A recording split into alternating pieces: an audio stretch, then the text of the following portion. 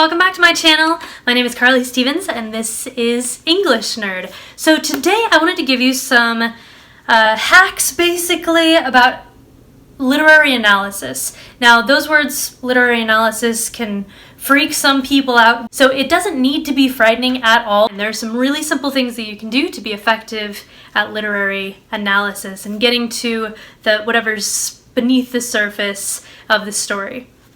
So for the example today, that's a little bright and hard to see. There we go. I'm going to use 1984. It's a really common book to study in high school and college, and it's just really good in general. If you have not read 1984, you should by all means check it out. So the main thing I'm going to be talking about today is analyzing the beginning. If you want to get at the heart of a book that's well written, you want to look closely, very closely, at the beginning and the end. Very often the beginning will encapsulate some of the themes or the tone or sometimes the characters' personalities. There is so much packed into that beginning besides just having an interesting hook. Once again, I'm sorry about the lights. They seem to be, the weather's doing something funky. Anyway, let's take a look at the beginning of 1984 and I'll show you how you can do some literary analysis even on your own if you're not an English teacher or some kind of expert. 1984 by George Orwell begins this way, very famously. It was a bright, cold day in April and the clocks were striking 13. Now, you don't need to be any sort of English whiz to realize that there's something off about having the clock strike 13. The key to good literary analysis is just observation. That's it. It's just observation. So let's think about that idea that the clocks were striking 13. Okay, so 13 is considered by many cultures to be an unlucky number, which is why we have no floor 13 in most hotels. So 13, we have an unlucky number. We also have one number above, 12 of course, which means that we are probably on military time.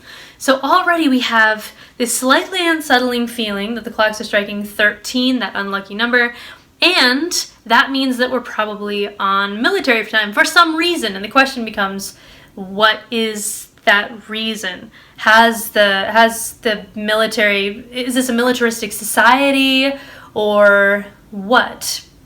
So it's a bright, cold day in April. Everything seems fine, but then there's that turn, that twist. And we got all of that just from thinking the clocks are striking 13. Interesting. So you have something to work with now. If you go on to the second sentence, which brings you to the end of the first baby paragraph there, it says this: Winston Smith, his chin nuzzled into his breast in an effort to escape the vile wind, slipped quickly through the glass doors of Victory Mansions, though not quickly enough to prevent a swirl of gritty dust from entering along with him. Okay, so you, as the literary analyst, will start picking out some of those details, like the name of the protagonist, Winston Smith, for instance. Smith is a really common last name. Maybe there's something to that. Maybe anytime you have a character whose name ends with Smith or begins with some form of John, chances are, if it's, great literature, that you're looking at an everyman kind of character. And Winston Smith is set up anyway to potentially be that kind of character. The name Winston is also interesting. This book was written in 1950. And so that was within very recent memory of World War II. Stalin was still in charge. This book, of course, is going against Stalinist ideas. Winston would bring to many people's mind Winston Churchill. If you see right here, I have a Winston Churchill bag. He's a fascinating guy.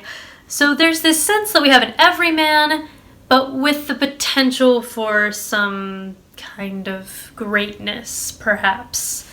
But it says his chin nuzzled into his breast in an effort to escape the vile wind, slipped quickly through the glass doors of Victory Mansions. Maybe Victory Mansions stood out to you the first time you read this or that I read it to you. We have Victory Mansions, but vile wind taking gritty dust comes in with Winston. So something's, again, not quite matching up. Something's called Victory Mansions, but it sounds not so nice. All this gritty dust is swirling in behind Winston. So all of these things, these first two sentences set up this unsettled, militaristic, things appear to be one way but actually are another tone, as well as something about the protagonist, Winston Smith. Just by his name alone, we at least can have the hypothesis that he might be an everyman character with the potential for greatness. Of course, all these things we need to see how they would play out in the book as a whole. You can't just look at the beginning and go to your test and say, yeah, I'm set to go. You do need to see if those things pan out or if they're meant to be ironic and things like that.